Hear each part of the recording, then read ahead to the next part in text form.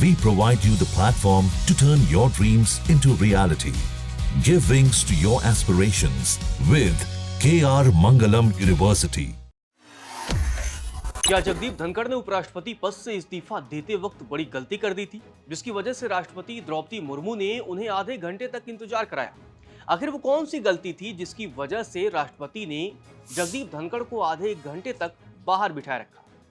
दरअसल वो गलती थी प्रोटोकॉल तोड़ना। जी हाँ, आपको बता दें कि उपराष्ट्रपति जगदीप धनखड़ प्रोटोकॉल तोड़कर राष्ट्रपति द्रौपदी मुर्मू को अपना इस्तीफा सौंपने पहुंच गए थे। बिना पूर्व सूचना के पहुंचे धनखड़ को राष्ट्रपति भवन में आधे घंटे तक इंतजार करना पड़ा। इस्तीफा देने के बाद धनखड़ सीधे अपने सरकारी आवास को खाली करने पहुंच गए थे। राष्ट्रपति भवन के सूत्रों की माने तो सोमवार को धनखड़ करीब 8:30 बजे अचानक राष्ट्रपति भवन पहुंचे। उन्होंने राष्ट्रपति से मिलने का समय नहीं लिया था। उनके अचानक वहां पहुंचने से अफरा तफरी का माहौल था। अधिकारियों ने तत्काल इसकी सूचना राष्ट्रपति को दी। ऐसे में उन्हें राष्ट्रपति से मिलने के लिए करीब आधा घंटा तक इंतजार करना पड़ा। इस मुलाकात में धनखड़ ने तत्काल राष्ट्रपति को अपना इस्तीफा सौंपा और जब तक कोई कुछ समझ पाता उन्होंने इसकी जानकारी सोशल मीडिया पर सार्वजनिक कर दी थी। धनखड़ के इस्तीफे के बाद सरकार से उनके तकरार की चर्चा भी हो रही है। दरअसल मीडिया रिपोर्ट्स में दावा किया जा रहा है कि सरकार और धनखड़ के बीच असहज स्थिति की शुरुआत बीते साल दिसंबर महीने में तब शुरू हो गई थी, जब उन्होंने सार्वजनिक मंच पर किसान आंदोलन पर सरकार नीति का विरोध किया था। कृषि मंत्री शिवराज सिंह चौहान की उपस्थिति में उन्होंने केंद्र सरकार को निशाने पर लिया था। तब उन्होंने कहा था कि कृषि मंत्री जी, आपका एक एक पल भारी है। मुझे बताइए कि क्या सरकार ने किसानों से कोई वादा किया था? अगर किया था तो उससे पूरा क्यों नहीं किया गया? किसान आंदोलन को सीमित रूप में देखना आपकी बड़ी भूल होगी, क्योंकि जो किसान सड़क पर नहीं है वह भी चिंतित है। बताया जा रहा है कि किसानों को लेकर जगदीप धनखड़ का मुखर होना सरकार को पसंद नहीं आया और इसके बाद तकरार की कहानी शुरू हो गई।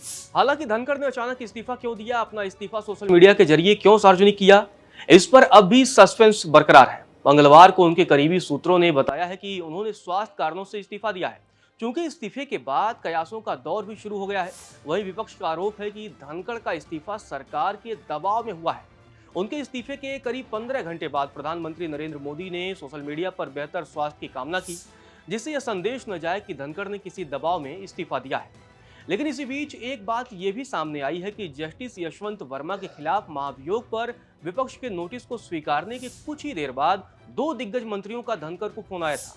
हिंदुस्तान टाइम्स की रिपोर्ट की अगर माने तो मंत्रियों ने बताया था कि इस कदम से पीएम मोदी खुश नहीं है। इस पर धनखड़ ने जवाब देते हुए कहा था कि वो नियमों के अंदर ही काम कर रहे हैं। रिपोर्ट्स में कहा गया है कि केंद्रीय मंत्री जेपी नड्डा और संसदीय कार्य मंत्री किरण रिजिजू ने ये फोन किया था। जानकारी के मुताबिक राज्यसभा में सोमवार को बिजनेस एडवाइजरी कमेटी यानी कि बीएसी की पहली बैठक के बाद ये सब कुछ हुआ है। इसके बाद शाम करीब 4:30 बजे दूसरी बीएसी बैठक में नेताओं के न जाने के बाद ये बहुत सारे सवाल उठने लगे। रिपोर्ट की माने तो सरकार जस्टिस वर्मा के खिलाफ महाभियोग की प्रक्रिया राज्यसभा से शुरू करने पर हैरान थी और इसके बाद से ही ये पूरी कहानी की शुरुआत होती है। और रात होते होते धनखड़ अचानक राष्ट्रपति भवन पहुंच जाते हैं और जहां पर उन्होंने राष्ट्रपति को अपना इस्तीफा दे दिया।